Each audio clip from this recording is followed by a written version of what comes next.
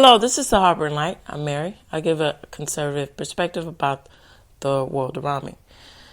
Feedback is immensely important. Feel free to reach out. The best way to do that is through email. And I also, with the holidays coming up, want to stress the importance of health and well-being and balance. Now, company not like Matcha gets that really right. They do a great balance of understanding in their products of how not to overpower certain flavors and substances. They get that quite right, and they have so many wonderful selections. It's hard to choose from. So, with the holidays coming up, why not get your well-being kicked off? And if you already got that going, great for you. Why not venture on to something like healthy, really healthy, instead of trendy matcha? And Matcha can set you up. Don't forget to use the Harboring when checking out. And you get a 15% discount when checking out. That's really good stuff. All right. And I also, like I always do, I will provide the code for you to use that when checking out. And it should automatically kick in, but if you like to do it manually, I'll have that code for you linked in this episode. All right. So some of the audio platforms that I'm on Speaker, Spotify, Pandora, iHeartRadio, Amazon Music, just to name a few. I'm on almost everything, and I'm continuing to work on that, except for Apple Podcast there, and also on YouTube. And also, I appreciate the people who have made comments on YouTube. Keep it up. Keep up that memento, because, YouTube is a great platform to gather communication, either good or bad. It's good to get feedback here. All right. So, topic of choice, since Thanksgiving is just around the corner, I'm going to dive in and talk about the origin of eating turkey and with Thanksgiving, and why do we do so? Let's get into it.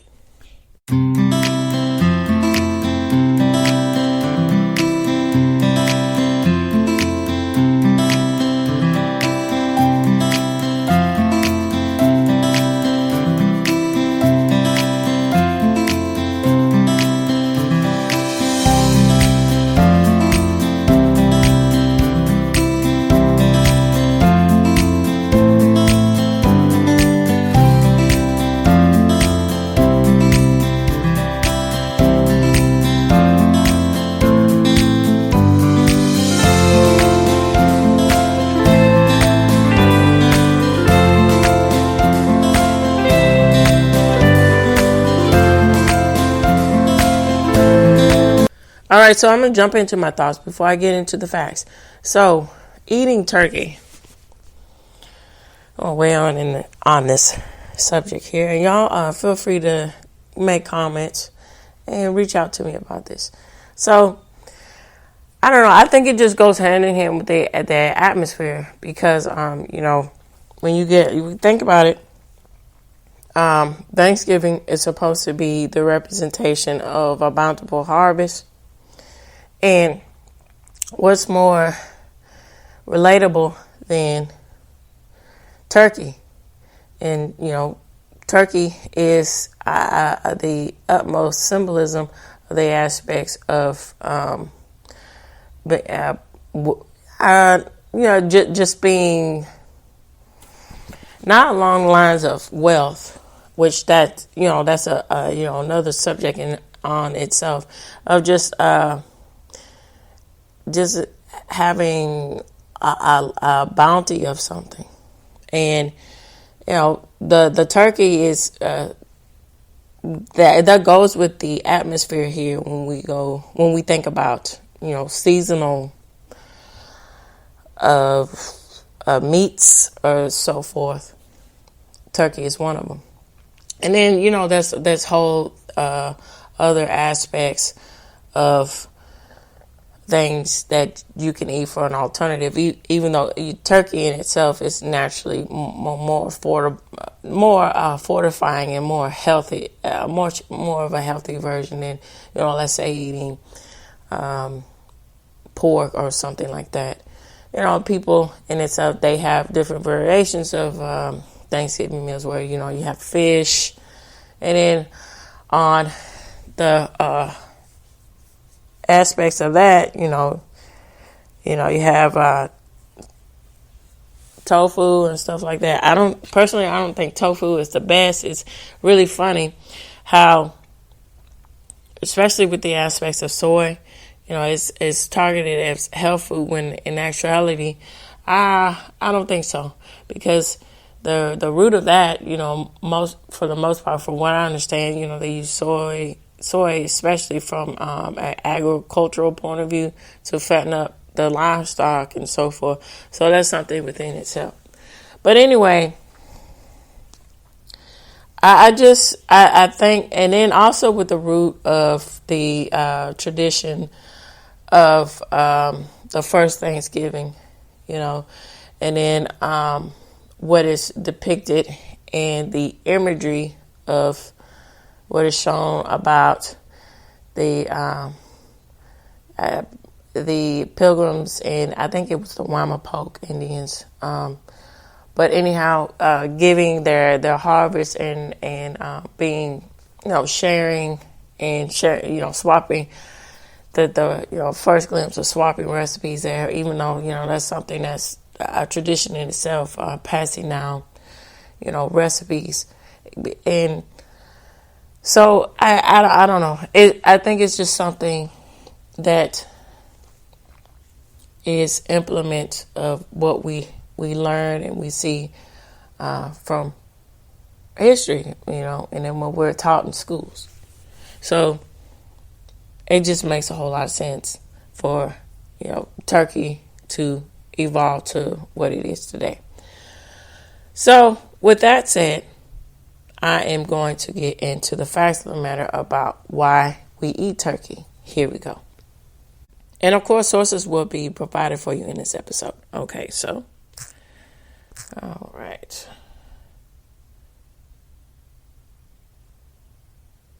All right. Here we go. Now, this is the AI version, and of course, I am going to delve deeper and get into a source that goes beyond AI. All right, so the tradition of eating turkey on Thanksgiving is not rooted in 1621, a feast between the Pilgrims and the Wampanoag people, as commonly believed, but rather developed over time through a combination of culinary advocacy, practical advance of the bird, and industrial advancements. While there is no defined evidence that turkey was served at the first Thanksgiving, historians suggest the meal likely included versions of fish, shellfish, corn, and other vegetables, with the term fowl a modern-day holiday meal due to the efforts of writer Sarah Joseph Hale, who promoted it as the ideal Thanksgiving dish in the 19th century.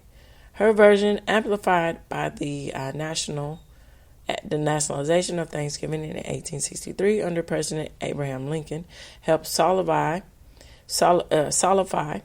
turkey as a symbol of American identity and harvest celebration. The first Thanksgiving feast in 1621 likely did not include turkey. The only contemporary account by Edward Wilson mentions of fowl, which could have been ducks, geese, or other wild birds, not necessarily turkeys. So turkeys were abundant in North America before European settlement, with estimates of over 10 million wild turkeys present at the time of contact. so making them a practical and accessible food source. So the bird's popularity grew in the 18th and 19th century due to its size, ability to feed large groups, and ease of hunting and domestication. So Sarah Hale played a pivotal role in shaping the modern Thanksgiving tradition, promoting turkey as the central dish in her writings through her influential magazines. The Good Lady's Book, helping to standardize this holiday, particularly Thanksgiving, across the United States. So the industrialization of poultry farming in the 20th century included selective breeding for larger breast size, faster growth, and led to the development of broad breast white turkey, making it a large-scale production and distribution more feasible. Over 46 million turkeys are consumed annually in the U.S. on Thanksgiving, where the bird now deeply is embedded in American culture and culinary traditions. So I'm going to weigh in on my thoughts here and then get into more facts about the aspects of eating turkey on Thanksgiving. All right, so I equate all of this to the aspects of, and see, this is the implement of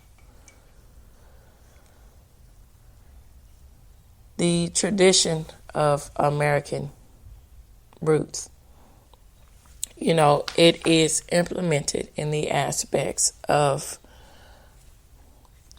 painting the value of communal giving, sharing, and implementing that. And so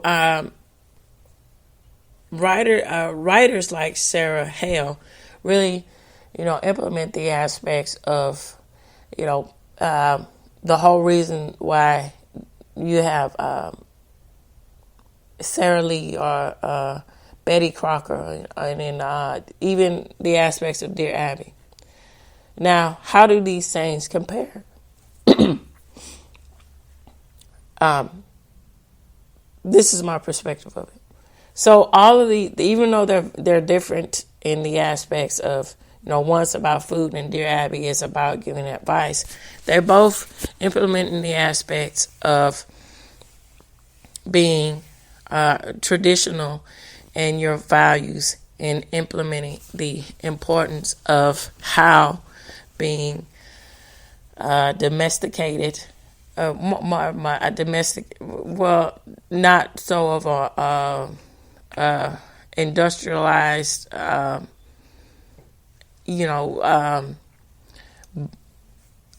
going to take the world by storm, and not being so much of a conventional sort of mentality of a lady, meaning more genteel, meaning more domesticating the aspects of finding that great balance between, keeping up with your home, keeping up with your family, and then, also having the aspects of that time for implementing your own goals as your personal goals as a woman. And so all of these images really implement in the aspects of how Thanksgiving in itself has formed over time to what it is, or what it, traditionally what it's thought to do, to implement. And even though there's variations of how Thanksgiving is thought about in today's standards, but traditionally it is thought of where you have the family coming to give thanks and to eat and to sit down and reflect, and there's good food on the table, and it's home cooked meals, home cooked food, which is traditionally, prepared by the woman, because in itself that is the implement of the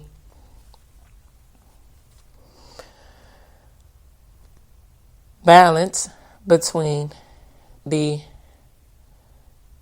wholesomeness and I wouldn't say the balance of power here, the aspects of how important the value is of having a mother who knows how to cook, clean, and do everything to, hold the family in itself together with the aspects of good nutrition. And that in itself is a really good value and a foundation to pass down to generations to come, because it implements the symbol of the aspects that you need both the parents, of course, but you need the mother to show this value of being nurturing. And with nurturing comes the aspects of knowing how to cook well and provide nutritious meals for the family in order to be fortified in their aspects and of what they do in their everyday life. And then the scenes and the traditions of Thanksgiving is celebrating the aspects of knowing how to combine all of these domesticated aspects of what you do in the household, really shining that through of how valuable and how important that is and how the power within that. And I mean, to each his own, but that really also is a staple into the aspects of getting to the root of the matter of having balance between the aspects of the more modern generation and the aspects of which we're living today, with the implement of technology and the implement of being more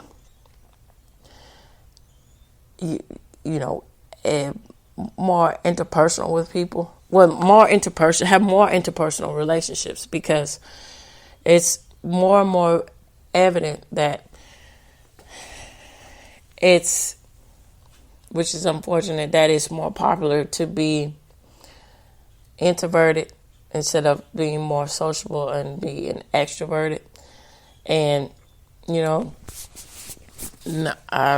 traditions like Thanksgiving really implement the importance of having that communal aspects of coming together and setting aside everything and just coming together to reflect and to enjoy good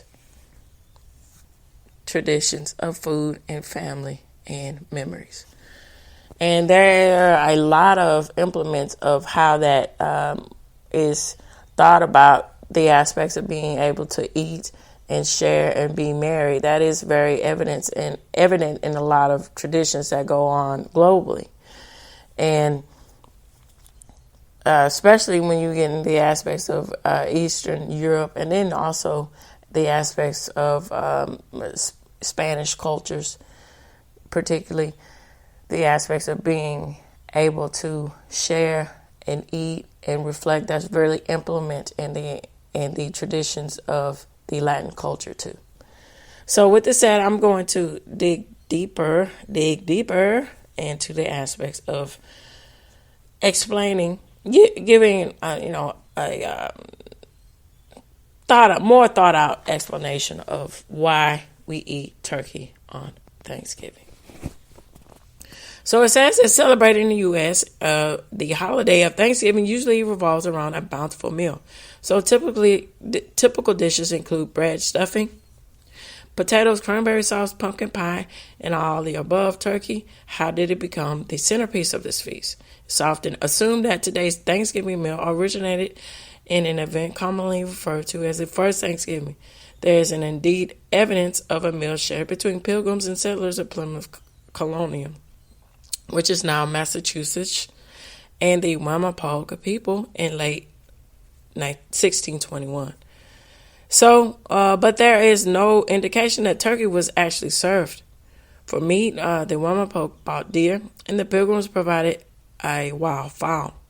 Strictly strictly speaking, that the fowl could have been turkeys, which were native to the area, but historians think that it was probably ducks or geese that was the actual fowl in which they were referring to here. So what's more, the Pilgrim did not appear to have considered this meal a milestone worthy of special commemoration. Okay, so in the 17th century, there is a reference to it which exists beyond a letter written by the Plymouth colonist Edward Wilson. The Pilgrims giving thanks for the autumn harvest wasn't a new concept, as a tradition with roots in Europe, which is the aspects of the Christmas traditions, because, from the, I'm thinking back in my mind, the Nordic traditions, and then others like this, it was the winter solstice and giving thanks to bringing light to the long drawn out darkness days of winter, and having festive celebrations. This cultivated its way into the aspect of what we know, and to some of the traditions that happened, how that mixed itself in the aspects of how Christmas is celebrated. All right, so the European harvest festivals and Christian religious observations, the day of Thanksgiving, were fairly common among the colonists of New England. Throughout America's colonial area, communities held their own unofficial Thanksgiving celebrations, and few people associated them with the Plymouth settlers. By the turn of the 19th century, however, turkey had become a popular dish to serve on such occasions. Excuse me just a minute.